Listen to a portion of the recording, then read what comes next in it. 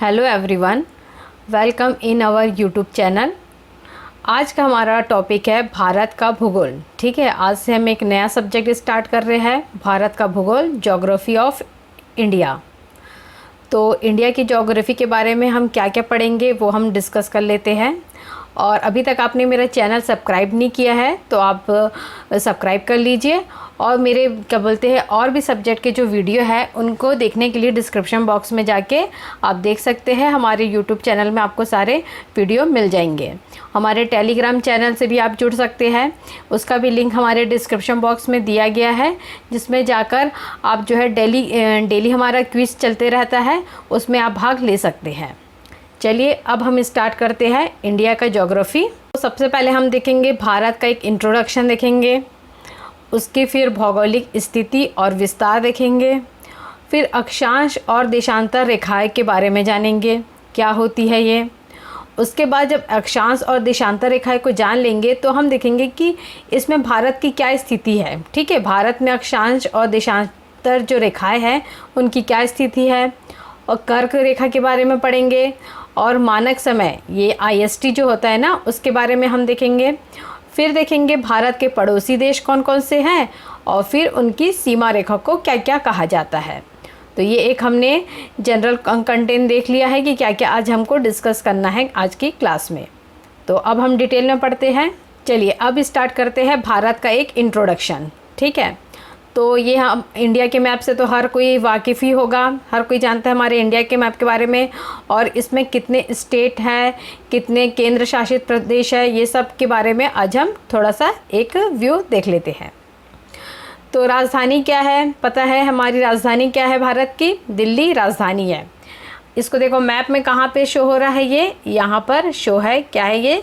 छोटा सा जो है ये केंद्र शासित प्रदेश है दिल्ली जो है। ठीक, तो ये कहाँ? यहाँ पर है, हरियाणा के पास में। ठीक है, अब देखो कुल राज्य कितने हैं, राज्य कितने हैं टोटल राज्य है 28 राज्य है। ये सबको काउंट करेंगे तो ये कितने होंगे? टोटल 28 होंगे। अभी जो है बाद में हम इस सब के डिटेल में इंट्रोडक्शन देखेंगे, कौन सा क्या बोलते हैं स्टेट में क्या फेमस है, वहाँ के खान पान, वहाँ का रहन सहन, ये सब जो है हम वो हर स्टेट का एक एक डिटेल में जाकर बाद में डिस्कस करेंगे। ठीक है, फ़िलहाल हमें ये जानना है कि कितने राज्य हैं। तो टोटल कितने राज्य हमारे पास? 28 राज्य है। और केंद्र शासित प्रदेश कितने हैं? 8 है। ठीक है, अब देखो राज्य और केंद्र शासित प्रदेश में क्या डिफरेंस होता है। यहाँ पर जो है ना केंद्र शासित प्रदेश, यहाँ सीधा जो रहता है ये केंद्र का शासन रहता है। और यहाँ राज्य में जो है केंद्र का तो मानेंगे लेकिन राज्य का अपना भी एक शासन रहता है। ठीक है, जैसे मुख्यमंत्री रहता है मेन। ठीक है, यहाँ पे लेकिन दिल्ली ऐसा है जहाँ पर क्या है, मुख्यमंत्री भी है, केंद्र शासित प्रदेश होने के बावजूद भी क्या है, यहाँ पर मुख्यमंत्री है। चलिए अब देखते हैं कि जो सबसे नवीनतम राज्य जो बना है, सबसे नवीनतम राज्य कौन सा बना है? तेलंगाना मैप में कहाँ पे शो हो रहा है? ये है तेलंगाना है ये। ठीक, ये तेलंगाना है, ये सबसे नवीनतम राज्य है। अब कौन सा राज्य कब बना है ये सब हम जब डिटेल में पढ़ेंगे तब हम डिस्कस करेंगे। और सबसे नवीनतम केंद्र शासित प्रदेश कौन सा है? तो जम्मू कश्मीर और लद्दाख। ठीक है, पहले ये स्टेट था लेकिन फिर बाद में क्या हो गया, ये केंद्र शासित प्रदेश बन गया। ये पहले पूरा एक ही था। ठीक है, जिसको क्या जम्मू कश्मीर राज्य के नाम से जानते थे, लेकिन फिर ये क्या हो गया, केंद्र शासित प्रदेश में जब चेंज हुआ तो इसको 2 भाग में डिवाइड कर दिए। ठीक है, पहले ये एक था, अब इसको 2 भाग में डिवाइड कर दिए। तो एक बन गया लद्दाख और एक बन गया है जम्मू एंड कश्मीर। ओके, अब देखते हैं कि हम सर्वाधिक जनसंख्या वाला राज्य कौन सा है हमारे इंडिया में। तो इंडिया में सर्वाधिक जनसंख्या कहाँ पर है? तो यूपी में है। यूपी में बहुत ज़्यादा जनसंख्या है। तो ये कहीं कहाँ है यूपी हमारा मैप में? ये यूपी है। और सबसे ज़्यादा जनसंख्या वाला केंद्र शासित प्रदेश कौन सा है? तो ऑफ कोर्स कौन सा होगा? दिल्ली, क्योंकि राजधानी है तो मैक्सिमम लोग यहीं आके बस जाते हैं। तो दिल्ली क्या है? केंद्र शासित प्रदेश में सर्वाधिक जनसंख्या वाला केंद्र शासित प्रदेश है ये। अब सबसे कम जनसंख्या वाला राज्य कौन सा है? सबसे कम जनसंख्या वाला राज्य कौन सा होगा? ये है सिक्किम। सिक्किम कहाँ पर है? यहाँ पर है, देखो लोकेशन, ये सिक्किम है। सिक्किम में सबसे कम जनसंख्या है। और लक्षद्वीप में सबसे कम जनसंख्या वाला केंद्र शासित प्रदेश है। लक्षद्वीप यहाँ पड़ता है, यहाँ पर है, ये एक आइलैंड है ये लक्षद्वीप जो है, ठीक है। तो यहाँ पे सबसे कम जनसंख्या है, क्योंकि ये केंद्र शासित प्रदेश है ना, इसलिए केंद्र शासित प्रदेश में इसको काउंट किया जाएगा। और सबसे कम जनसंख्या वाला क्या राज्य पूछा गया तो क्या आएगा? सिक्किम आएगा। अब देखो क्षेत्रफल की दृष्टि से सबसे बड़ा राज्य कौन सा है, मतलब एरिया वाइज सबसे बड़ा कौन सा दिख रहा है? देखो यहाँ पर, तो सबसे बड़ा कौन सा होगा? राजस्थान है, ठीक है, ये है राजस्थान। राजस्थान के बाद कौन सा आता है? एमपी आता है, फिर महाराष्ट्र आता है, ठीक है। अब केंद्र शासित प्रदेश में सबसे बड़ा कौन सा दिख रहा है? यहाँ पे देखो सबसे बड़ा दिख रहा है, ये है लद्दाख है। अब कितने केंद्र शासित प्रदेश जो हमने देखे हैं, 8 देखे हैं ना, अब वो कहाँ कहाँ कौन से लोकेट है, जब हम इसका डिटेल पढ़ेंगे केंद्र शासित प्रदेश का तब देख लेंगे। लेकिन अभी याद रखना है कि सबसे बड़ा जो क्षेत्रफल में केंद्र शासित प्रदेश है वो कौन सा है, तो वो लद्दाख है।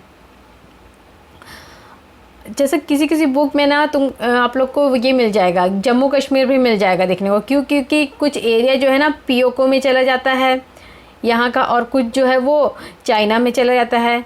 तो इसलिए किसी किसी बुक में ये जो है ना जम्मू कश्मीर को भी लिया जाता है। तो अगर जैसे क्वेश्चन हमारे पास आ गया कि यानी कि क्षेत्रफल की दृष्टि से सबसे बड़ा केंद्र शासित प्रदेश कौन सा है, तो उसमें या तो ऑप्शन में लद्दाख दिया रहेगा या फिर जम्मू कश्मीर दिया रहेगा। दोनों ही देना पॉसिबल नहीं है, क्योंकि क्वेश्चन फिर क्या है कि ये विलोपित होने की कंडीशन में आ जाएगा, ठीक है। इसलिए अगर लद्दाख दिया है तो लद्दाख में टिक करना है, और अगर जम्मू कश्मीर दिया है तो जम्मू कश्मीर में दिया यानी कि टिक करना है। दोनों बहुत ही मुश्किल है, रेयर केस रहेंगे जब दोनों दिए रहे, और अगर ऐसा दिया भी रहा तो ये क्या है, ऑब्जेक्शन हो जाएगा ऐसे क्वेश्चन में, ठीक है। देखते हैं अब नेक्स्ट क्या है कि क्षेत्रफल की दृष्टि से सबसे छोटा राज्य कौन सा होगा सबसे छोटा? तो गोवा। ये देखो गोवा क्षेत्रफल की दृष्टि से सबसे छोटा है, ये सिक्किम से भी छोटा है। और केंद्र शासित प्रदेश में कौन सा आएगा? लक्षद्वीप। ये लक्षद्वीप जो है वो देखो राजधानी में भी सबसे जनसंख्या में भी सबसे छोटा है, और क्या बोलते हैं क्षेत्रफल में भी सबसे छोटा है लक्षद्वीप। ओके, तो ये हमने एक इंट्रो देख लिया इंडिया के बारे में कि सब जनसंख्या और क्षेत्रफल की दृष्टि से कौन सा बड़ा है कौन सा छोटा है। चलिए अब आगे हम देखते हैं। अब हम भारत की भौगोलिक स्थिति और विस्तार के बारे में डिस्कस करेंगे, ठीक है। तो भारत की जो यानी कुल विस्तार जो है वो उत्तर से दक्षिण जो है, उत्तर से दक्षिण कितने किलोमीटर है ये? तो ये है 3,214। इसको कैसे याद रखेंगे? देखो इसको ऐसे याद रखो 1 2 3 ऐसा, और फिर यहाँ पर 4 लिख दो, 1 2 3 4 ऐसा, ठीक है। तो ये देखो ये उत्तर से लेके दक्षिण तक, यहाँ से ये दो सबसे मेन ऊपर वाला पॉइंट लेंगे, ये पॉइंट लेंगे, और फिर नीचे का जो सबसे लास्ट पॉइंट है उसको लेंगे, ठीक है। तो यहाँ से यहाँ तक की इसकी डिस्टेंस कितनी होगी? तो ये 3,214 किलोमीटर है। अब यहाँ पर देख लेते हैं पूर्व से पश्चिम की ओर। ये पूर्व से पश्चिम में इसकी क्या है विस्तार? तो ये है 2933, ठीक है, 2933 किलोमीटर है ये। इसको एक दो बार प्रैक्टिस करेंगे तो ये बिल्कुल याद हो जाएगा। ये हमने देख लिया। उसके बाद इसका क्षेत्रफल जो है, कुल क्षेत्रफल कितना है? अभी तो ये लंबाई चौड़ाई देखे हमने, लंबाई चौड़ाई और क्षेत्रफल अलग अलग होता है ना। ये लंबाई हो गई, ये चौड़ाई हो गई, और अब क्या देखना है? क्षेत्रफल देखना है। तो क्षेत्रफल कितना है? ये वर्ग किलोमीटर में लेंगे क्षेत्रफल को, तो ये हो जाएगा क्षेत्रफल देखो 32,87,263, ठीक है। ये क्या है? ये है भारत के कुल क्षेत्रफल का है, ठीक है। भारत का कुल क्षेत्रफल जो बता रहा है वो कितना होगा? 32 लाख के आसपास है, ठीक है। 32 लाख के आसपास क्या रहेगा? इसका क्षेत्रफल रहेगा। अब जो भारत का जो क्षेत्रफल है, मतलब जो एरिया है, वो विश्व का कौन से नंबर का क्षेत्रफल है, यानी कि कितना कौन से नंबर पे आता है? इससे बड़े भी और कौन कौन से देश है भारत से भी बड़े? तो भारत का नंबर जो क्षेत्रफल में कौन सा आता है? 7वां आता है। ठीक है, भारत का नंबर कौन सा आता है? 7, क्योंकि भारत में क्या है बोला जाता है? कश्मीर। कश्मीर कैसा है? हेवन के जैसा है, बिल्कुल स्वर्ग मानते ना, तो उसी से याद रखना है कि भारत का स्थान कौन सा है? 7, क्योंकि भारत में है हेवन। ओके, तो 7 नंबर का है। इसके पहले भी 6 देश कौन कौन से हैं बड़े बड़े जो है? भारत से पहले 6 देश आएंगे तभी तो इसका नंबर 7वां आएगा इंडिया का। तो पहले है देखो रूस, फिर कनाडा, फिर चीन, अमेरिका, ब्राज़ील एंड ऑस्ट्रेलिया। ये 6 जो है ये इंडिया से बड़े बड़े देश है। इसको एक ट्रिक बनता है, देखो रुक चीन अब आ, ऐसा भी बोलते हैं। रूस का रू क, ये देखो सबका फर्स्ट वर्ड ले लो, रुक। ठीक है, रुक चीन अब आ, ये एक कोड वर्ड बनता है जिससे ये याद रहता है कि सबसे बड़ा कौन सा है? तो रूस है, फिर कनाडा है, फिर चीन, फिर अमेरिका, फिर ब्राज़ील और ऑस्ट्रेलिया जो है वो ये सब भारत से बड़े हैं क्षेत्रफल में। ठीक है, अब जनसंख्या की दृष्टि से कौन सा है हमारे इंडिया का रैंक? तो 2nd रैंक है। ठीक है, दूसरा स्थान है। तो पहला किसका है? पहला है चाइना का। ठीक है, चाइना जो है जनसंख्या में सबसे आगे है, चाइना। तो अब देखो विश्व का तो हमने देख लिया, क्षेत्रफल में 7वां स्थान था और जनसंख्या में दूसरा स्थान है। लेकिन परसेंट वाइज अब देखना है, परसेंट वाइज कितना एरिया कवर करता है भारत विश्व में। ठीक है, कितना एरिया कवर करेगा? तो ये 2.4% जो है वो एरिया के वाइज कवर करेगा। यानी देखो ये जो पूरी पृथ्वी है, ठीक है, ये पूरी पृथ्वी है और पृथ्वी में जितना भी स्थल वाला क्षेत्र है, पृथ्वी में जो भी स्थल वाला क्षेत्र है वहाँ पे जितने भी देश बसे हुए हैं उन सब देशों का कितना प्रतिशत है भारत के पास स्थल?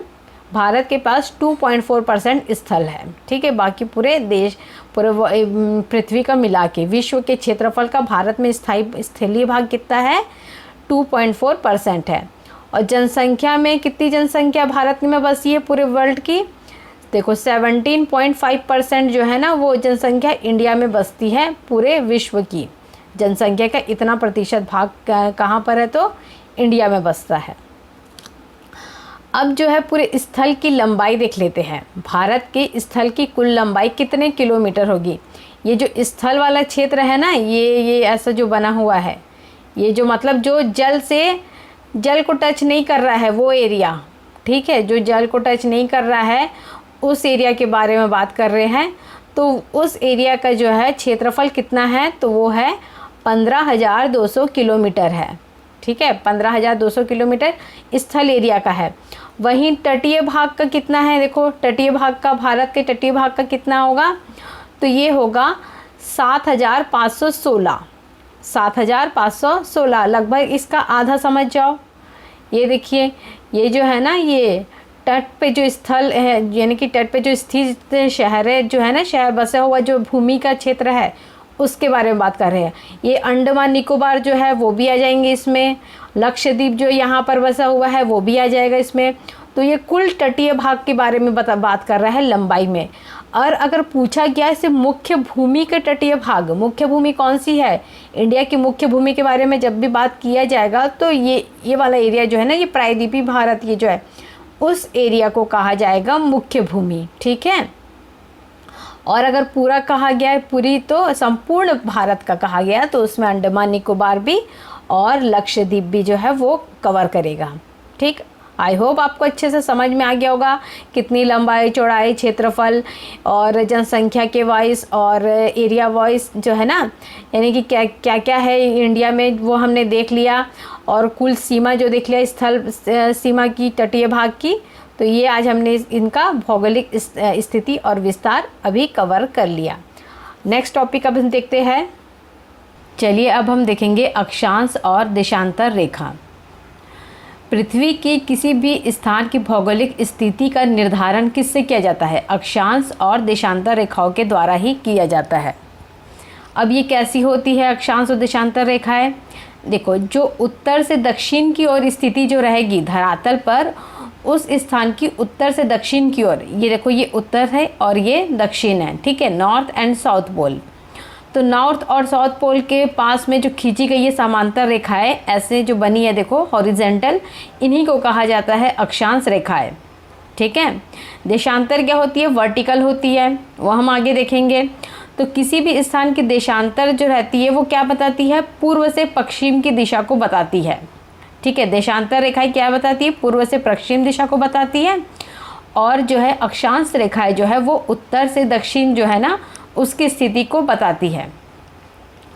अक्षांश रेखाओं के बारे में देख लेते हैं अच्छे से।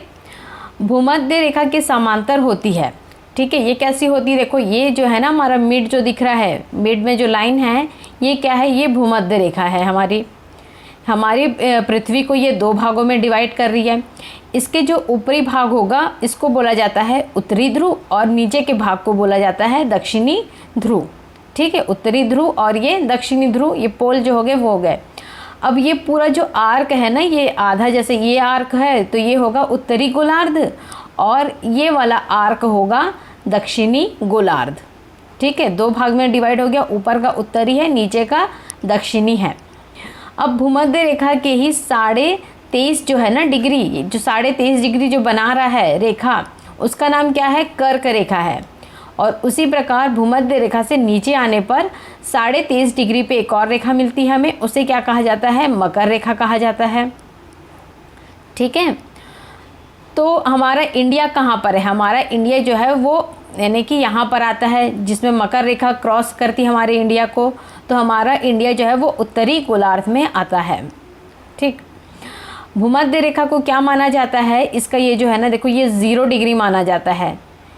ये 0 डिग्री से इसका काउंटिंग होता है, तभी तो ये ऊपर जाएंगे। 23.5 डिग्री जो है ना ऊपर जाने पे कर्क रेखा मिलेगा और 23.5 डिग्री नीचे आने पे मकर रेखा मिलेगा, ठीक है। अब जैसे जैसे ध्रुवों की ओर बढ़ते जा रहे हैं तो क्या होता जाता है, ये जो वृत्त है ना ये पूरा वृत्त बना रहता है। ये सिर्फ लाइंस नहीं है, ये पूरा एक सर्कल टाइप का ऐसा बना हुआ है, ठीक है। पूरा सर्कल है ये एक लाइन जो दिख रही है ना ये आपस में मिलती नहीं है, पीछे जाके ये एक सर्कल बनाती है। ये ऐसे एक सर्कल बनाएगी, पीछे भी पूरा बनी रहता है, आपस में मिल जाती है ये, ठीक है। ये आपस में जाके मिलती है, इसलिए ये क्या बनता है, एक सर्कल टाइप का ऐसे से बना रहता है पृथ्वी में। अच्छा, ये जो रेखाएं है ये पृथ्वी में ऐसी खींची हुई नहीं है, ठीक है। ये वास्तविक रेखाएं नहीं है, ये काल्पनिक रेखा है। इसे केवल जो है ना भौगोलिक स्थिति के मापन के लिए ही खींचा गया है। अब जैसे जैसे ध्रुवों की ओर जाते जाते हैं हम, तो क्या होता है, इनका आकार जो है ना वृत्त का आकार या रेखाओं का आकार कैसे होता है, छोटा होते जाता है। जैसे अब देख लेते हैं हम कि ये रेखाएं होती कितनी हैं, है ना। अब देखो हमने क्या देख लिया, ये छोटे होते जा रहे हैं वृत्त भूमध्य रेखा से, जैसे जैसे दूर होते जा रहे हैं वैसे वैसे क्या होते जा रहे हैं, जो वृत्त या रेखाएं जो है वो क्या हो रही है, छोटी हो रही है। अब इनकी संख्या कितनी है, तो देखो भूमध्य रेखा को एक रेखा माना जाएगा, यानी ये एक हो गया। और इसके ऊपर जो है वो कितनी है, ये 90 है, और उसके नीचे भी कितनी है, 90 है, ठीक है। यहाँ पे जो है ना ये पॉइंट माना जाता है, ये साउथ पोल और नॉर्थ पोल जो है ना वो एक पॉइंट है, इसको भी क्या है, रेखा माना जाता है। अगर रेखा मानेंगे तब ये 90 कहलाएगा, और अगर इसको हम रेखा नहीं मानेंगे, पॉइंट से मानेंगे, तो ये कितना हो जाएगा, ये हो जाएगा 90 की जगह ये कितना हो जाएगा, ये 79 हो जाएगा, ठीक है। ये कितना हो जाएगा, 89 हो जाएगा। ये 90 है और ये भी 90, 90 कितना होता है, 180।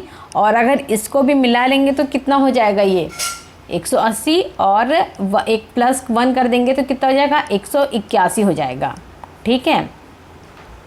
और अगर इसको रेखा मान लिया जाए तो फिर क्या बताया जा रहा है, ये कितने हो जाएगा, ये हो जाएगा 89 रेखा हो जाएगी। इधर भी 89 और इधर भी 89, और ये एक तो रहेगा ही इसको, ठीक है। तो ये टोटल कितनी हो जाएगी, ये 179 कितना हो जाएगा, ये 179। अगर पोल को हम रेखा नहीं मानेंगे उस केस में, अगर पोल को हम रेखा मानेंगे तो टोटल कितनी हो जाएगी, 181 हो गई, ठीक है। 181 टोटल रहेगी अगर ये ध्रुव को रेखा माना गया तो, और अगर नहीं माना गया रेखा तो 179 होगा, ठीक। क्लियर है।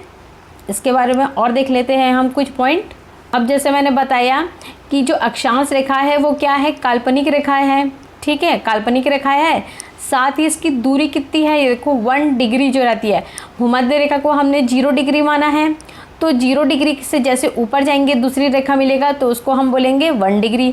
फिर क्या बोलते हैं, थर्ड मिलेगी इसको, यानी कि 1 डिग्री के अंतराल में जो है वो खींची गई है रेखाएं। और अब 1 डिग्री रेखा जो खींची गई है वो कितनी दूरी पर खींची गई है, वो खींची गई है 111 किलोमीटर की दूरी पर खींची गई है 1 डिग्री, ठीक है। 1 डिग्री 2 डिग्री ऐसा करते करते कितना डिग्री है, ये पूरा है 90 तक है, 90 तक रेखा जो है ना वो डिग्री में नापा गया है। इसको एक रेखा को 1 डिग्री बोला गया है, दूसरी रेखा को 2 डिग्री 3 डिग्री, वैसे ही ये 90 डिग्री भूमध्य रेखा के ऊपर जाने पे और भूमध्य रेखा के नीचे आने पे, ठीक है। तो कुल कितने अक्षांश हो गए, देखो 181 मैंने बताया। और अगर वृत्त माना गया है, वृत्त नहीं मानेंगे उसको, ठीक है, जैसे ध्रुवों पे हमने वृत्त नहीं माना है तो कितनी रेखा हो जाएगी, ये 179 रेखा होगी। ओके, आई होप आप लोगों को अक्षांश रेखाएं बिल्कुल क्लियर समझ में आ गया होगा। चलिए अब हम देखते हैं देशांतर रेखाएं। देशांतर रेखाएं जैसे मैंने बताया था कि ये क्या होती है, वर्टिकल होती है। और ये क्या बताती है, ये पूर्व से पश्चिम की ओर की यानी कि वो बताएगी, दिशा बता रही है, ठीक है। पूर्व से पश्चिम जो मापन होता है ना वो बताता है। और अक्षांश रेखाएं उत्तर से दक्षिण का जो मेजरमेंट करते हैं वो बताती है। अब ये क्या होती है, देखो ये समांतर नहीं है, ये एक बिंदु पर आकर मिल जाती है ये रेखा। जैसे अक्षांश रेखाएं समांतर होती है, वो एक दूसरे को नहीं काटती और वृत्त की तरह घूमते रहती है। लेकिन ये रेखा क्या होती है, ये रेखा जो है वो समांतर नहीं होती है, ये एक बिंदु पे आके सारी की सारी मिल रही है। देखो ये अभी सारित हो रही है, एक पॉइंट पे आके मिल रही है ना ये, तो इसलिए इसको ऐसा बनाया गया है। और ये इनकी संख्या कितनी होती है, उनकी संख्या तो 90 होगी, वो चाहे पीछे में रहे या सामने में दिखे, वो 90 की 90 ही रहेगी, ठीक है। क्योंकि वो तो एक बिल्कुल मिलती नहीं है ना आपस में जो ये ऐसे देखो, ये यहाँ पे ख़त्म हो गई, ये भी यहाँ पर ख़त्म हुई, एक लाइन बस ये इतना है, मतलब ये यहाँ ऐसी कितनी हो गई, यहाँ पे सामने में 90 और यहाँ सामने में इस साइड पे 90 रहेगा और इस साइड भी 90 90 90 कितना हो गया ये 180। और इसके जस्ट बैक साइड भी जो क्या रहेगा इतने ही रहेगा बैक साइड में। तो ये टोटल कितना होती है, 360 होती है, ठीक है। कितनी होगी ये, 360 होती है। और ये कैसी होती है, देखो अर्धवृत्ताकार होती है। वो रेखाएं कैसी होती थी, वृत्ताकार होती थी, तो ये क्या होगी, ये अर्धवृत्ताकार होगी और समांतर नहीं होगी। और इनकी जो संख्या है वो 360 होती है। इनका भी डिस्टेंस जो रहता है ये भी 111 किलोमीटर के अराउंड ही रहता है इनका भी, ठीक है। इनका भी 111 किलोमीटर अराउंड रहेगा। अब इसका मिड पॉइंट जो है ना वो कहाँ है, इसका जो मिड पॉइंट है वो कहाँ बनाया गया है, तो वो बनाया गया है ब्रिटेन के ग्रीनविच जगह पर, ठीक है। ग्रीनविच एक प्लेस है वहाँ पर, वहाँ जो है वहाँ पे खींचा गया है, सब काल्पनिक रेखाएं हैं, ठीक है। ये सिर्फ समय निर्धारण के लिए वहाँ पर खींचा गया है ये रेखाएं। तो उसको क्या कहा गया है, ग्रीनविच जगह से बना देखा गया है ना मापन करने के लिए, तो इसलिए उस रेखा का नाम रखा गया है ग्रीनविच रेखा, ठीक। यहाँ से इसको माना जाता है 0 डिग्री माना जाता है ग्रीनविच रेखा से। फिर उसके बाद जैसे जैसे ये रेखा बढ़ते जाती है इसको 1 डिग्री 2 डिग्री 3 डिग्री ऐसा कहा जाता है। इसका एक और नाम है, देखो नाम जो है ये है प्रधान यामोत्तर रेखा भी इसे कहा जाता है, ठीक है। क्वेश्चन पूछा जाता है ग्रीनविच रेखा को और क्या कहा जाता है, तो प्रधान यामोत्तर रेखा भी कहा जाता है। और क्या कहा जाता है, अंतर्राष्ट्रीय तिथि रेखा भी कहा जाता है, ओके। तिथियों का निर्धारण भी होता है, हम IST रेखा भी देखेंगे, क्योंकि IST रेखा भी क्या होती है, एक देशांतर रेखा को ही माना जाता है। ये हर क्या बोलते हैं जो रहते हैं ना हर देश, उन लोग अपना एक टाइम मेज़रमेंट के लिए ही IST रेखा खींचते हैं। हमारे इंडिया की जो है वो इंडियन स्टैंडर्ड टाइम होता है, वैसे ही हर देश का अपना अपना एक स्टैंडर्ड टाइम होता है, तो वो एक रेखा खींचते हैं, ठीक। तो इससे निर्धारण किसका होता है, समय का निर्धारण होता है, इसलिए इस रेखा को अंतर्राष्ट्रीय तिथि रेखा भी कहा जाता है। अब ये देखो, ये जो है ये पश्चिमी देशांतर रेखा, इस साइड की रेखाओं को क्या कहा जाएगा, पश्चिमी देशांतर रेखा कहा जाएगा, और इधर की रेखाओं को कहा जाएगा पूर्वी देशांतर रेखा। अब हमारा इंडिया कहाँ पे था, हमारा इंडिया यहाँ पर आ रहा था, इस एरिया में आ रहा था, उत्तरी गोलार्ध में आ रहा था ना। ये सपोज जैसे ये भूमध्य रेखा हमने खींच दिए हैं, तो यहाँ पर आएगा हमारा इंडिया। तो इंडिया कौन से एरिया में पड़ रहा है? ये ऊपर वाला एरिया कौन सा हो गया था? उत्तरी गोलार्ध हो गया था। तो उत्तरी गोलार्ध में आता है और पूर्वी देशांतर में आता है इंडिया। ठीक है, आगे हम डिस्कस करेंगे इंडिया की जो अक्षांशीय और देशांतर स्थिति क्या है, वो हम आगे डिस्कस करेंगे। अब देखो भारत की क्या स्थिति है, अक्षांशीय और देशांतर स्थिति, वो हम देख लेते हैं। तो भारत की स्थिति देखो ये है, ये हमारी अक्षांश रेखा है, ये देशांतर रेखा है, और भारत कहाँ स्थित है? यहाँ पर स्थित है। तो ये कौन से इसमें आएगा? ये भारत जो है वो भारत आएगा उत्तरी अक्षांश में। ये उत्तरी गोलार्ध है ऊपर वाला, ये देखो ये भूमध्य रेखा है हमारी। तो भूमध्य रेखा के ऊपर वाला हिस्सा उत्तरी गोलार्ध है, और ये कौन सा है? ये दक्षिणी गोलार्ध है। तो इंडिया किस में आता है? उत्तरी गोलार्ध में आता है। और कौन से देशांतर में आएगा इंडिया? तो पूर्वी देशांतर में। ये इधर पूर्वी देशांतर होगा और इधर पश्चिमी देशांतर। तो भारत का लोकेशन आएगा उत्तरी गोलार्ध में, उत्तरी अक्षांश और पूर्वी देशांतर के मध्य में भारत स्थित है। अब जैसे डिग्री वाइज जो देखा था हमने, एक एक डिग्री में सबका 1 डिग्री का था ना, तो वो किलोमीटर के हिसाब से 111 होता था। तो इसमें भी हम देख लेते हैं डिग्री कौन सी है, यानी अक्षांश और देशांतर स्थिति कौन सी है भारत की। तो भारत का जो मुख्य भूमि है, ये है होती है मुख्य भूमि। ठीक है, ये क्या है? मुख्य भूमि है। तो मुख्य भूमि में यहाँ पर कौन सा पॉइंट होगा? ये जो डिग्री बन रहा है ना, वो कौन सा होगा? ये देखो ये है ना यहाँ पे भूमध्य रेखा, इसको 0 डिग्री माना जाता है। ये 0 डिग्री मान लिया है। इसके बाद बहुत सारी रेखाएं होती है। ठीक है, ये तो यहाँ पे काल्पनिक ये ऐसा बनाया गया है, ये इतनी रेखाएं जो है ना, ये तो हमने ड्रॉ किया है, वो अलग है। लेकिन यहाँ पे बहुत सारी रेखाएं हैं, एक एक रेखा की डिग्री के हिसाब से चलती जा रही है। तो जब इंडिया तक पहुँचती है ना ये रेखा, इंडिया की जब मेन भूमि को टच कर रही है, तो उस समय क्या पॉइंट रहता है? कौन सा डिग्री चलता है उस समय? उस समय डिग्री चलता है 8 डिग्री और 4 मिनट, ऐसा कहा जाता है इसको। ठीक है, 8 डिग्री और 4 मिनट कहा जाता है, यानी 8वीं रेखा रहेगी ये, 8वीं रेखा, और उसके बाद भी छोटी छोटी और रेखा रहेगी ना, उसको जैसे 1 2 3 चौथा है तो उसको 4 मिनट बोल दिया जाएगा। ठीक है, वैसी अब इसका देखो अंडमान निकोबार जो है वो इंडिया से थोड़ा नीचे पड़ता है। इंडिया की मेन भूमि से जो है ना, ये देखो ये यहाँ पे आ रहा है, तो ये यहाँ आएगा। तो इसका जो है वो कौन सा है? इसका नीचे का पॉइंट, अंडमान निकोबार का जो नीचे का पॉइंट है ना, जो सबसे लास्ट पॉइंट, वो कौन सी डिग्री में आता है? वो 6 डिग्री में आता है। यानी मेन भूमि और अंडमान निकोबार की भूमि के बीच में कितने डिग्री का डिस्टेंस है? देखो 2 डिग्री का। ये 8 डिग्री में आ गया, ये 6 डिग्री में आ गया। 6 डिग्री 45 मिनट ये बोला जाएगा इसको। अब जो मेन है देखो ऊपर का जो है इंडिया का, जो सबसे ऊपर का पॉइंट है ना, वो किस में आता है? ये 37 डिग्री 6 मिनट में आ रहा है। अब 37 डिग्री आ रहा है ये, और ये 8 मिनट, और हर एक डिग्री का कितना किलोमीटर होता है? तो 111 किलोमीटर होता है। तो इससे हमें एक पता चल सकता है, क्योंकि ये डिस्टेंस हमने देखा था ना इंडिया के पूरा ऊपर से नीचे तक, ये लंबाई कितनी थी? 3000 समथिंग थी, 3214 थी।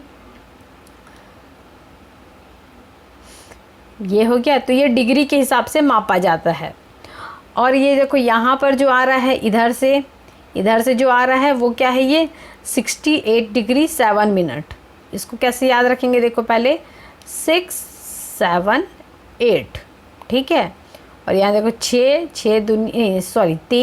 दूनी 6, और 1 जोड़ देंगे तो आ जाएगा 7, और यहाँ 4 दूनी 8। ऐसा करके कुछ तो बनाना ही पड़ेगा ना याद रखने के लिए हमें। यहाँ पे देखो ये 97 डिग्री 25 मिनट्स होगा ये, ठीक है। तो ये दोनों के बीच में कितना डिग्री का अंतर आ रहा है ये देख लो, ठीक है। ये 20 डिग्री के आसपास का है, देखो अंतर इसमें 30, ठीक है। ये 68 है और ये 97 है, तो 30 डिग्री के आसपास का डिफरेंस है इनके बीच में। और यहाँ पर भी देख लो ऐसा, तभी तो यहाँ पे 30 डिग्री देखो 2933 आता है ना किलोमीटर चौड़ाई में, तो वो जो किलोमीटर जो आ रहा है वो डिग्री के हिसाब से ही नापा जा रहा है।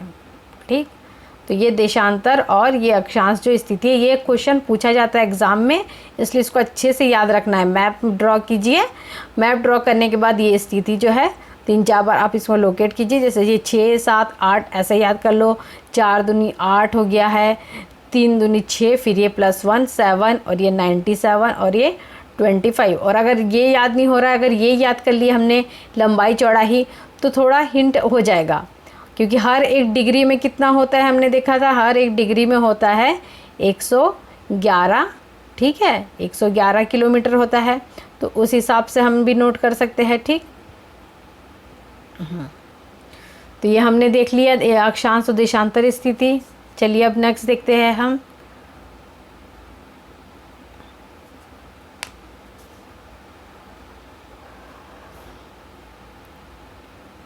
अब कर्क रेखा देखेंगे। ठीक है, अब क्या देखेंगे हम, इंडिया में जो कर्क रेखा हमने देखा था ना, भूमध्य रेखा के ऊपर में थी, ये है कर्क रेखा। ये जा रही है इंडिया में। तो ये इंडिया में कहाँ से होके जाती है ये देख लेते हैं। पहले तो ये होती क्या है, ये देखो। कर्क रेखा जो है वो उत्तरी गोलार्ध में भूमध्य रेखा के समांतर ये 23.5 डिग्री पे स्थित होती है। ठीक है, इसको क्या पढ़ेंगे हम, 23 डिग्री 30 मिनट ओके पर स्थित है। और ये पश्चिम से पूर्व की ओर खींची गई एक काल्पनिक रेखा है। ये भी काल्पनिक रेखा है। यह रेखा पृथ्वी पर उन 5 प्रमुख अक्षांश रेखाओं में से एक है जो पृथ्वी के मानचित्र पर स्थित है। ओके, अब क्या होता है, कर्क रेखा पर सूर्य दोपहर के समय सबसे लंबवत चमकता है। तो जो शहर कर्क रेखा के आसपास आते हैं ना, उनमें गर्मी बहुत तेज पड़ती है। और कर्क रेखा की स्थिति स्थायी नहीं होती है, इसमें समय के अनुसार थोड़ा बहुत बदलाव होते रहता है। उत्तरी गोलार्ध में 21 जून का दिन जो है वो सबसे लंबा होता है और रात सबसे छोटी होती है, क्योंकि उसी समय सूर्य जो है सबसे ज़्यादा लंबवत रहता है 21 जून को। और 22 दिसंबर जो कहा जाता है ना, 22 दिसंबर को सबसे छोटा होगा दिन। तो उस समय जो क्या बोलते हैं, ये हमारा सूर्य जो रहता है वो मकर रेखा के लंबवत रहता है।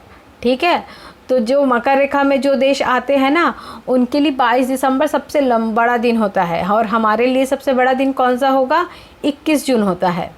और 21 जून को क्या मनाया जाता है, योगा डे मनाया जाता है। ठीक है, पूरा दिन इतना लंबा है कि दिन भर योगा करते रहो, ऐसे याद रखना 21 जून का डेट।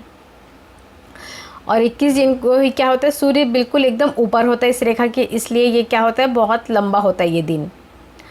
अब मैक्सिमम क्वेश्चन पूछा ये जाता है कि भारत में जो कर्क रेखा है वो कौन कौन से राज्यों से होके गुजरती है। ठीक है, 4 ऑप्शन दे दिए रहेंगे, जिसमें से 3 से होके जाएगी, 1 से नहीं होके जाएगी। तो आपको वो फाइंड आउट करना पड़ेगा कि कौन सा जो राज्य है जिसमें से कर्क रेखा होके नहीं गुजरती। तो यहाँ पे देखो 8 राज्य दिए हुए हैं हमारे पास। हम मैप में भी इसको बिल्कुल क्लियर देख सकते हैं कि इंडिया के कौन कौन से राज्य से होके गुजरती है। तो सबसे पहले है देखो गुजरात, ये गुजरात से होके गुजरी। उसके बाद राजस्थान को थोड़ा सा टच करी, फिर एमपी में देखो बहुत ज़्यादा है लंबी, एमपी में गई, फिर ये छत्तीसगढ़ में होकर गई। छत्तीसगढ़ के बाद ये कहाँ होके जा रही है, झारखंड होके जा रही है। झारखंड के बाद ये वेस्ट बंगाल में चली गई। वेस्ट बंगाल के बाद ये क्या आ गया है, ये बांग्लादेश आ गया है। ये जो आ रहा है ना, ये जो है ये बांग्लादेश है। तो ये बांग्लादेश को हम काउंट नहीं करेंगे। बांग्लादेश के बगल में है त्रिपुरा और फिर नेक्स्ट है मिज़ोरम। तो ये 8 राज्य जो है इसमें से होकर गुजरती है। अब देखो इसको याद करने का बिल्कुल अच्छा सा ट्रिक है हमारे पास। देखो मित्र पर गमछा झार, बहुत आसान है, इससे हमें पूरे 8 राज्य याद हो जाएंगे। मित्र, मी से मिजोरम, त्र से त्रिपुरा, प से पश्चिम बंगाल, र से राजस्थान, गमछा ग से गुजरात, म से मध्य प्रदेश, छ से छत्तीसगढ़ और झार से क्या होगा, झारखंड। तो मित्र पर गमछा झाड़, और ये याद हो जाएगा हमें कर्क रेखा। तो मित्र पर गमछा झाड़, और इससे हमें याद हो जाएगा कर्क रेखा जो है वो कितने राज्यों से होकर गुजरती है। जैसे 8 राज्य कैसे याद रखेंगे, देखो क जो है ना वो कैसे बनता है, क ऐसा बना है, क बना है, अगर हम इसको ऐसे ड्रॉ करेंगे, ऐसे क, ठीक है, ये क, इसको हम ऐसे मिला दिए तो 8 हो गया, ये उल्टा 8।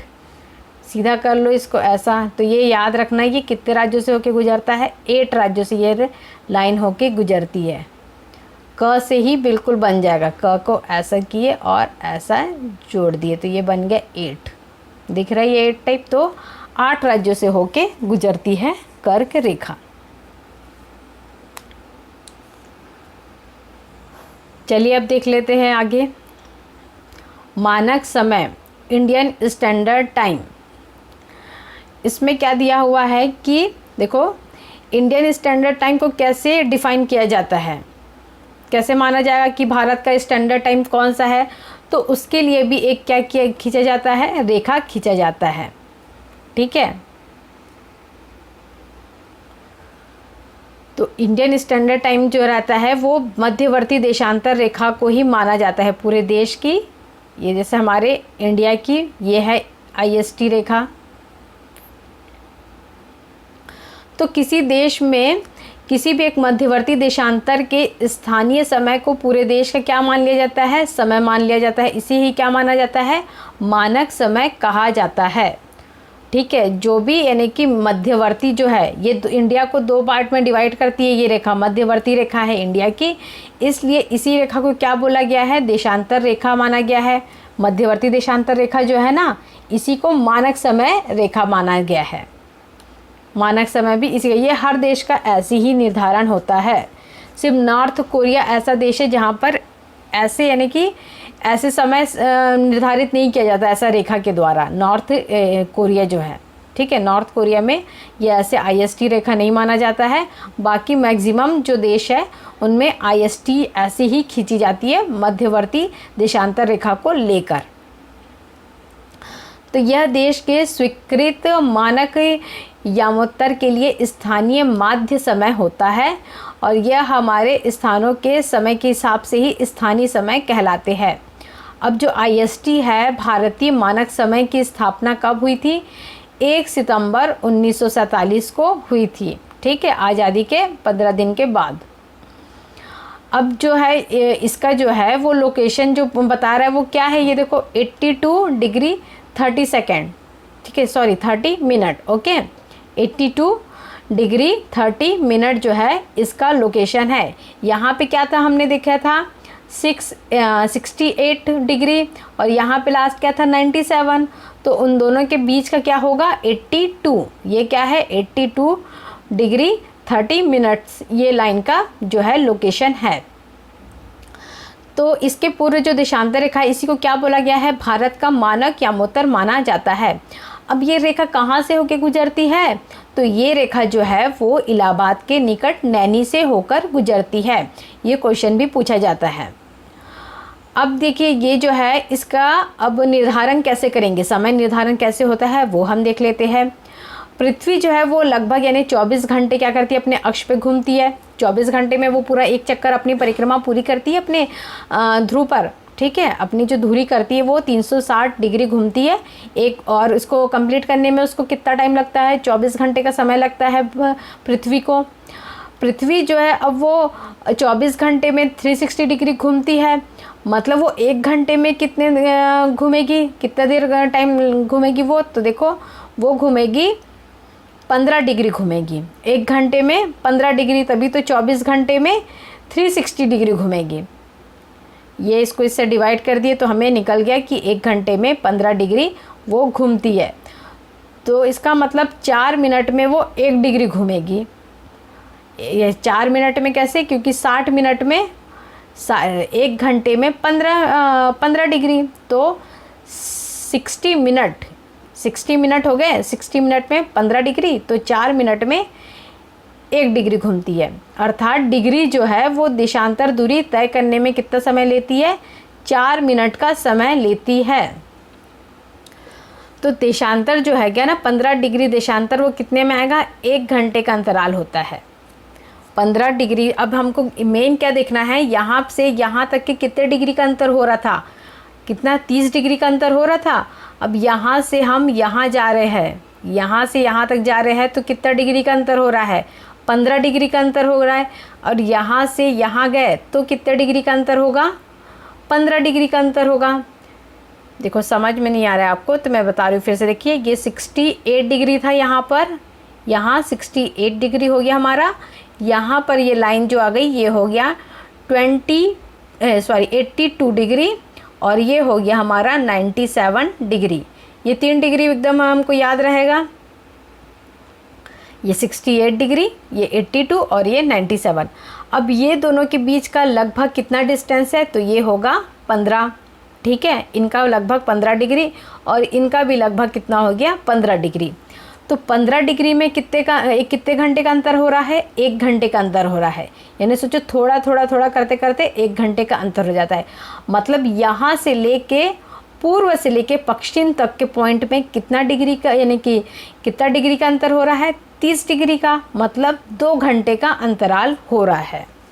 ऐसा ही समय सीमा निर्धारित किया जाता है। तभी तो सबसे पहले सूर्योदय कहाँ होता है, अरुणाचल प्रदेश में सबसे पहले सूर्योदय होता है। वहाँ 4 बजे जो है वहाँ सूरज दिख जाएगा, लेकिन यहाँ पे जब 4 बजेगा ना तब सूरज नहीं दिखाई देगा। यहाँ 2 घंटे के बाद दिखाई देगा। गुजरात में 6 बजे दिखाई देगा मतलब सूरज, इसीलिए लेट होता है यहाँ पे। सूरज क्यों लेट उगता है यहाँ पर, क्योंकि टाइम के हिसाब से जो है ना, ये डिग्री के हिसाब से ही ऐसा हो रहा है।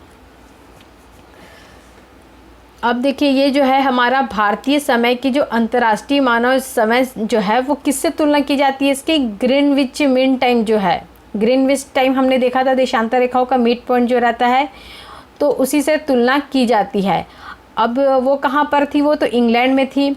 तो वहाँ पे जो समय होता है उससे हमारा भारतीय समय कितने मिनट आगे रहता है, 5.5 घंटे हमारा आगे रहता है। अगर यहाँ पे जैसे कि यहाँ पे कितना हो गया, 12 बज रहा है, ठीक है, नहीं सॉरी, ग्रीनविच में अगर 12 बज रहा है तो यहाँ कितना बजेगा, यहाँ पे बजेगा 5:30, ठीक है। यहाँ पे 5:30 बजेगा, वहाँ पे दोपहर का 12 बज रहा है तो यहाँ पर शाम का 5:30 बजेगा। हमारा जो है वो फास्ट है समय, 5.5 घंटे आगे है हमारा समय। इसलिए क्या है, इसको अंतर्राष्ट्रीय तिथि रेखा भी कहा जाता है, ठीक है। जो है देशांतर रेखाओं को ही क्या कहा जाता है, स्थानीय तिथि रेखा। देखो ये मैंने बताया भी है, 30 डिग्री देशांतर रेखाओं का अंतर होगा इनके बीच में, 30 डिग्री का हो रहा है। इसलिए अरुणाचल प्रदेश और गुजरात दोनों के सूर्योदय के बीच में कितने घंटे का अंतर होगा, 2 घंटे का अंतर होगा, ठीक है। अब जो हमारी IST जो रेखा है, ठीक है, हमारी ये कौन सी रेखा है, IST Indian standard time, IS और ये T। अब देखो जो IST मैंने लिखा है, S कैसे दिखाई दे रहा है, 5 के जैसा लग रहा है, बिल्कुल S कैसे लग रहा है, 5। बस यही हमारा ट्रिक है याद करने का कि ये कितने राज्यों से होकर गुजरती है। तो ये कितने राज्यों से होकर गुजरती है, 5। हमने जैसे कर्क रेखा का उसके नाम से ही देखा था 8, है ना, क का 8 देखा था, वैसे IST के नाम से ही हम देख लेंगे 5। मतलब ये देखो IST मतलब ये 5 राज्यों से होके गुजरती है। अब सबसे पहले कौन सा राज्य आ रहा है, यूपी, फिर MP, छत्तीसगढ़, ठीक है, उड़ीसा और फिर आंध्र प्रदेश। ये 5 राज्य है जिसमें से IST रेखा होकर गुजरती है, ठीक। तो ये IST और हमने कर्क रेखा समझ लिया। अब देखते हैं हम आगे। अब हम देखेंगे भारत के पड़ोसी देश। भारत के कौन कौन से पड़ोसी देश है उसके बारे में अब हम डिस्कस कर लेते हैं। तो यहाँ पर देखो सबसे पहले पड़ोसी राज्य है बांग्लादेश। बांग्लादेश की सीमा रेखा इंडिया से सबसे ज़्यादा है, सबसे ज़्यादा ये जो है ये है बांग्लादेश है। इसकी सीमा रेखा जो है वो इंडिया से सबसे ज़्यादा है। कितना है ये, 4096 किलोमीटर की ये सीमा रेखा बनाता है। देखो सबसे लंबी सीमा रेखा इसी के साथ है इंडिया की। फिर उसके बाद किसकी है, फिर चाइना की है। चाइना की कितनी है, 3488। ये चाइना की भी सीमा रेखा बनती है, चाइना की बनेगी। फिर उसके बाद पाकिस्तान की, फिर नेपाल की, म्यांमार, भूटान और अफ़गानिस्तान। तो सबसे कम जो है वो सीमा रेखा किसके साथ बनाता है, सबसे कम सीमा रेखा भारत, तो अफ़गानिस्तान के साथ सबसे कम सीमा रेखा बनाता है। तीसरे नंबर पर है पाकिस्तान, फिर नेपाल, म्यांमार और भूटान। भूटान से भी छोटे ही बनाता है ये इतनी भूटान की रहती है। ये नेपाल का है इतना, यहाँ से यहाँ तक। अब देखो ये कौन कौन से जो हमारे स्टेट है वो इन देशों के अंतर्राष्ट्रीय जो देश है उनकी सीमा रेखा में आते हैं। अब बांग्लादेश जो है वो देख लेते हैं हम। बांग्लादेश किस किस को टच कर रहा है, हमारे कौन कौन से राज्यों को? ये वेस्ट बंगाल है, ये वेस्ट बंगाल को टच करता है। उसके बाद असम को टच करता है, ठीक है। वेस्ट बंगाल जो है वो सिक्किम को भी टच कर रहा है। वेस्ट बंगाल देखो किस किस को टच कर रहा है, सिक्किम को टच कर रहा है। उसके बाद ये नेपाल को टच कर रहा है, फिर भूटान को भी टच करता है, यहाँ तक है वेस्ट बंगाल, ठीक है। भूटान को भी टच किया है और बांग्लादेश, ये हो गया ये बांग्लादेश की। और क्या है देखो असम, असम को भी यहाँ पर है, ये बांग्लादेश के पास में ही है। मेघालय भी है, मेघालय, असम और ये त्रिपुरा और मिजोरम, त्रिपुरा और मिजोरम। त्रिपुरा जो है वो तो 3 साइड से किससे घिरा हुआ है, देखो अंतर्राष्ट्रीय सीमा यानी बांग्लादेश से घिरा हुआ है। ये भी क्वेश्चन पूछा जाता है कि भारत का ऐसा कौन सा राज्य है वो अपने तीनों जगहों से यानी कि तीनों साइड से किससे घिरा हुआ है, अंतर्राष्ट्रीय सीमा से घिरा हुआ है। तो वो एकमात्र राज्य कौन सा होगा, वो त्रिपुरा होगा। त्रिपुरा यानी 3 जगह से घिरा हुआ है, बस 3 से 3 ऐसे याद रखो। और ये देखो ये मिज़ोरम, ये भी आ गया, मेघालय भी आ गया, असम भी आ गया और वेस्ट बंगाल भी आ गया बांग्लादेश की सीमा रेखा में। चाइना से देख लेते हैं हम। चाइना से कौन कौन सा, पहले देखो पहले जम्मू कश्मीर कहा जाता था, लेकिन अब जम्मू कश्मीर नहीं आएगा। ये जम्मू कश्मीर है तो ये अब नहीं आएगा चाइना से कांटेक्ट में। ये लद्दाख केंद्र शासित प्रदेश आ जाएगा, लद्दाख हो जाएगा ये, ठीक है। अब क्या जाएगा, लद्दाख, फिर ये हिमाचल प्रदेश, फिर उत्तराखंड, ठीक है। उत्तराखंड के बाद अब ये नेपाल की सीमा स्टार्ट हो गई है। यहाँ पे जो है सिक्किम जो है वो थोड़ा सा छूट जाता है, तो ये चीन में आ जाएगा, चीन इसके कांटेक्ट में आ गया। उसके बाद आ जाएगा अरुणाचल प्रदेश भी चीन के कांटेक्ट में रहेगा, ठीक है, सीमा रेखा में। तो ये किस किस से सीमा रेखा बना लिया, ये हमने देख लिया चाइना का। पाकिस्तान का देख लेते हैं। पाकिस्तान बनाता है लद्दाख से बनाएगा, जम्मू कश्मीर से बनाएगा, हरियाणा से, सॉरी पंजाब से, राजस्थान से और फिर गुजरात से। तो कितने सारे राज्यों से बना रहा है, देखो हमारे 1 2 केंद्र शासित प्रदेश, फिर हरियाणा, राजस्थान और ये पंजाब, राजस्थान और गुजरात, ठीक है। ये 3 राज्यों से भी बना रहा है। ये अंतर्राष्ट्रीय सीमा किसकी बन रही है, पाकिस्तान की। नेपाल से देख लेते हैं। नेपाल से बनेगा उत्तराखंड, उत्तर प्रदेश, बिहार, पश्चिम बंगाल, ठीक है। और सिक्किम के साथ भी बनाएगा, सिक्किम के साथ भी, सिक्किम है, पश्चिम बंगाल है, बिहार है, उत्तर प्रदेश है और उत्तराखंड आएगा नेपाल के साथ। म्यांमार से कौन कौन बना रहा है, तो ये अरुणाचल प्रदेश है, नागालैंड है, मणिपुर है और मिज़ोरम। ये सब किससे बना रहे हैं, ये म्यांमार से बना रहे हैं। इस साइड म्यांमार है तो म्यांमार से 1 2 3 4 स्टेट लगे हुए हैं। भूटान का हमने देख लिया था। भूटान का कौन कौन बना रहे हैं, देखो सिक्किम से टच हो रहा है, फिर वेस्ट बंगाल से, फिर असम से, फिर अरुणाचल प्रदेश से। अफ़गानिस्तान जो है वो पीओके से टच होता है, ठीक है। पीओके मतलब ये जो लद्दाख में आ रहा है ना, अब जो पीओके, अफ़गानिस्तान उसी से टच होता है। बहुत इजी है ये। जहाँ जहाँ देखो सीमा रेखा कहाँ कहाँ से बन रही है, अभी इसको हम एक बार डिटेल में, इसकी सीमा रेखा जो है ना उनको क्या नाम दिया गया है। ये पाकिस्तान की सीमा रेखा, अफ़गानिस्तान की, चाइना की, भूटान की, ठीक है। भूटान की नहीं है, ये बांग्लादेश की जो है उसके बारे में हम देख लेते हैं। भूटान की कहाँ तक है वो भी देखते हैं। तो ये देख लेते हैं अब हम सीमा रेखा। पाकिस्तान की जो सीमा रेखा है ये कहाँ से कहाँ तक है, ये देखो, ये पूरा गुजरात, ये गुजरात हो गया, फिर ये राजस्थान, फिर ये पंजाब और ये जम्मू कश्मीर और लद्दाख, ठीक है। तो ये सीमा रेखा को क्या कहा जाता है, सरक्रिक, ठीक है, सरक्रिक और रेड क्लिफ रेखा कहा जाता है, ठीक है। इस साइड जो है वो रेड क्लिफ है और इधर जो है वो सरक्रिक रेखा कहा जाता है पाकिस्तान का। अफ़गानिस्तान की देख लो कहाँ से कहाँ तक है, तो अफ़गानिस्तान की थोड़ा सा ही एरिया है, इसको क्या कहा जाता है, डूरंड रेखा कहा जाता है अफ़गानिस्तान की। फिर है चाइना, ठीक है। चाइना की देख लेते हैं हम, कहाँ तक फैला है। देखो ये पूरा लद्दाख का एरिया आ गया।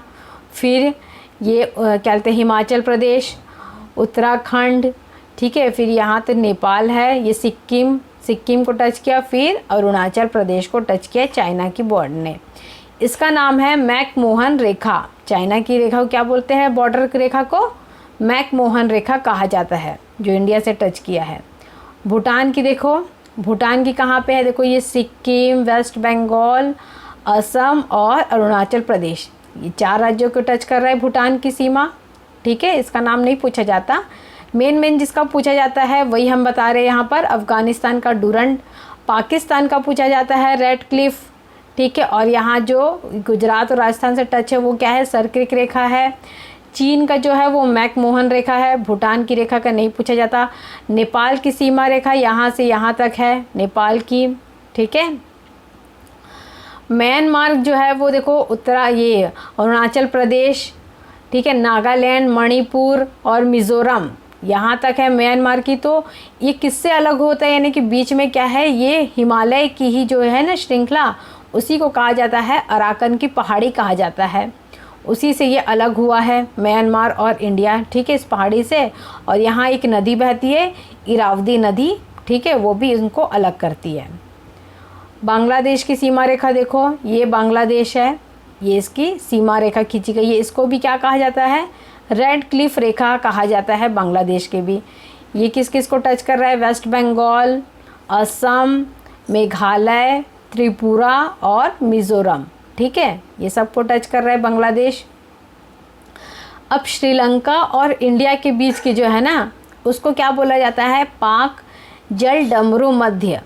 इसमें कंफ्यूज नहीं होना है, ठीक है। ये पाक जल डमरू अगर आ गया तो पाकिस्तान नहीं टिक करना है, ये श्रीलंका का है। पाक जल डमरू मध्य जो है वो श्रीलंका के साथ भारत की सीमा रेखा को कहा जाता है, ठीक है। तो स्टूडेंट, अब हमने देख लिया है इंडिया का बिल्कुल एक सिंपल इंट्रोडक्शन। उनके क्या बोलते हैं, अक्षांशीय देशांशीय जो स्थिति है वो देख लिया है, कर्क रेखा, आईएसटी रेखा देख लिया, भौगोलिक स्थिति देख लिया, पड़ोसी राज्य देख लिए और उनकी सीमा रेखा। तो आज की वीडियो में इतना ही। अगली क्लास में हम नया टॉपिक लेके आएंगे। तब तक आप हमारे वीडियो को लाइक कीजिए, सब्सक्राइब कीजिए। Okay, thank you student.